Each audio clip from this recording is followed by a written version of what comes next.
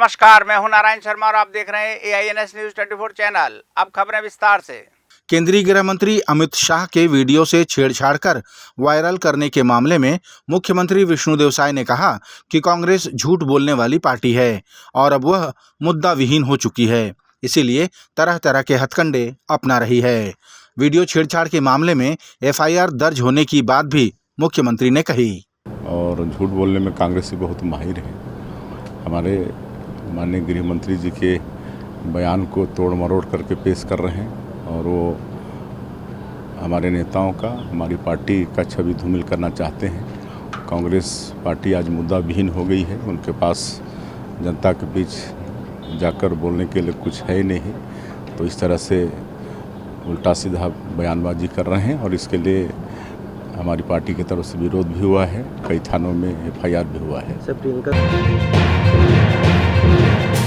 बस्तर के अबूझमाड़ क्षेत्र में एक बार फिर पुलिस को नक्सलियों को मार गिराने में सफलता हासिल हुई है। प्राप्त जानकारी के अनुसार नारायणपुर और कांकेर की सीमा से लगे अबूझमाड़ क्षेत्र में पुलिस के जवानों की नक्सलियों से मुठभेड़ हुई, जिसमें सर्चिंग के दौरान 9 नक्सलियों के शव बरामद हुए, जिनमें 3 महिला माओवादी के शव भी शामिल हैं। प्रदेश के गृह मंत्री विजय शर्मा ने जानकारी दी कि मुठभेड़ में कोई भी जवान हताहत नहीं हुआ है, बल्कि नक्सलियों के हथियार बरामद किए गए हैं। 29 अप्रैल यानी कि कल रात से सर्चिंग ऑपरेशन शुरू किया गया था, जो जाकर आज सुबह 6 बजे जहां पर नारायणपुर और कांकेर का सीमा मिलता है अबूझमाड़ क्षेत्र में, वहां पर नक्सलियों से मुठभेड़ हुई और उसमें 3 महिला और 6 पुरुष नक्सली मारे गए हैं। कोई भी जवान हताहत नहीं हुआ है, किसी को खरोच भी नहीं आई। AK-47 राइफ़ल जब्त हुआ है और बहुत सारे और आयुध जब्त हुए हैं। एमिनेशन बहुत जब्त हुआ है। उनका रसद खाने पीने का सामान वह भी जब्त हुआ है। ये सारी चीज़ें जब्त हुई हैं, परंतु अभी 9 नक्सलियों के शव बरामद किया जा चुके हैं। हमारे कोई जवान उनको खरोच भी नहीं आई है। लगभग 45 किलोमीटर, मुख्यालय से 45 किलोमीटर दूर जाकर के ये ऑपरेशन किया गया है। ये बहुत बड़ी सफलता है। सफलता के लिए DRG और STF के जवान, जिनकी संयुक्त पार्टी ने ये ऑपरेशन किया था, वो बधाई के पात्र हैं। छत्तीसगढ़ कांग्रेस ने अपनी सरकार के समय 1 मई को मजदूर दिवस के दिन बोरेबासी दिवस मनाने की शुरुआत की थी, ताकि मजदूरों के भोजन बोरेबासी का सम्मान हो। इसके लिए बाकायदा तत्कालीन मुख्यमंत्री भूपेश बघेल के नेतृत्व में कार्यक्रम आयोजित हुए थे। साथ ही बड़े बड़े अफसरों ने भी अपनी बोरेबासी खाते हुए फोटो और वीडियो सोशल मीडिया पर अपलोड की थी। कल 1 मई है, लेकिन वर्तमान की भाजपा सरकार बोरेबासी दिवस नहीं मनाएगी, बल्कि मुख्यमंत्री उस दिन राजधानी रायपुर के गांधी चौक में मजदूरों के बीच पहुंचकर उनका सम्मान करेंगे। इधर कांग्रेस अपनी शुरू की गई परंपरा के अनुसार बोरेबासी दिवस मनाएगी। इसके लिए प्रदेश अध्यक्ष ने पार्टी स्तर पर पत्र जारी करके सभी कार्यकर्ताओं और पदाधिकारियों से बोरेबासी दिवस मनाने की अपील की है। रायपुर जिले के गांवों में मतदाता जागरूकता कार्यक्रम का आयोजन किया जा रहा है। ग्राम पंचायत के सरपंच द्वारा गांव के विभिन्न स्थानों पर LED के माध्यम से वोट के महत्व और मतदान की आवश्यकता के बारे में ग्रामीणों को विस्तार से समझाया गया। इस मौके पर ग्रामवासी भी बड़ी संख्या में एकत्रित होकर अपने मताधिकार के महत्व को समझें और मतदान करने की शपथ ली।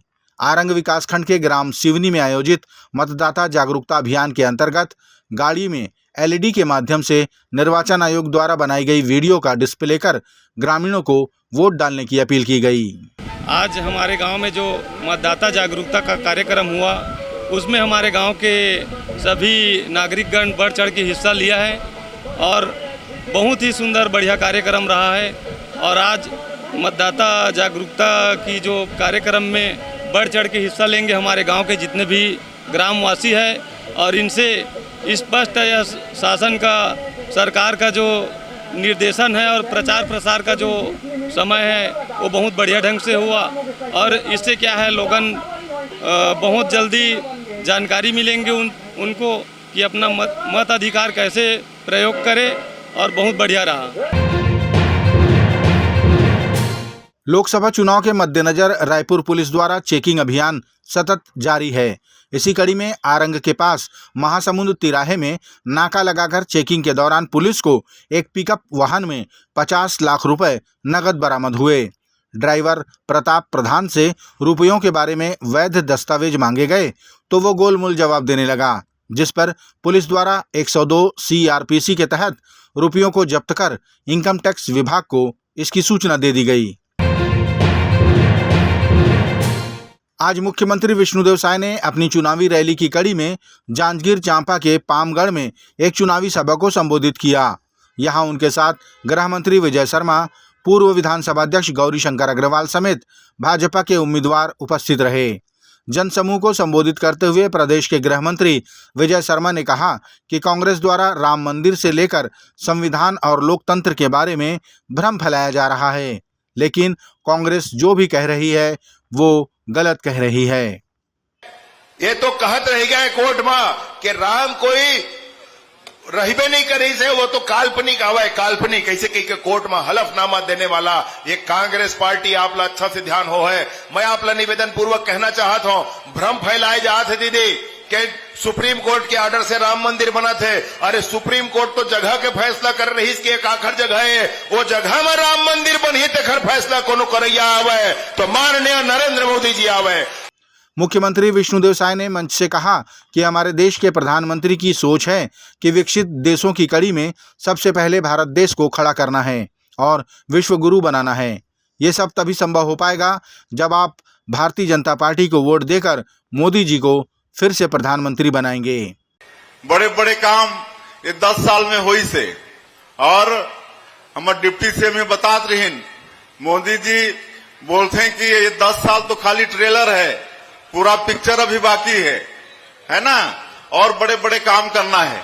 हमारे देश ला 2047 तक विकसित भारत के रूप में खड़ा करना है। आने वाला 5 साल में हमारे देश ला तीसरा सबसे बड़ा आर्थिक ताकत बनाना है। तो ये सब काम कौन कर सकत है? नरेंद्र मोदी ही कर सकत है ना। इसलिए हमारा तीसरी बार प्रधानमंत्री बनाना जरूरी है। कांग्रेस द्वारा लगातार भाजपा के सत्ता में आने के बाद संविधान बदलने और आरक्षण खत्म किए जाने वाले बयान दिए जा रहे हैं, जिस पर भारतीय जनता पार्टी ने कहा कि कांग्रेस देश भर में भ्रम फैला रही है और अफवाहों का बाजार गर्म कर रही है। छत्तीसगढ़ भारतीय जनता पार्टी के महामंत्री संजय श्रीवास्तव ने आज मीडिया से कहा कि न संविधान खतरे में है, न ही लोकतंत्र खतरे में है। अगर कोई खतरे में है तो वो इंडिया गठबंधन है। लेकिन बार बार संविधान का डर कि बीजेपी यदि आती है तो संविधान को बदल देगी। संविधान बदलने का मिथ्या प्रचार लगातार चल रहा है। ये बहुत बड़े दुर्भाग्य की बात है कि संविधान बदल देगी, लोकतंत्र खतरे में है। मैं आपके सामने बहुत स्पष्ट तौर पर यह कहूंगा कि न तो लोकतंत्र खतरे में है, न संविधान खतरे में है, बल्कि कांग्रेस का जो ईडी गठबंधन है, इंडी गठबंधन जो है वो खतरे में है, उसका अस्तित्व खतरे में है।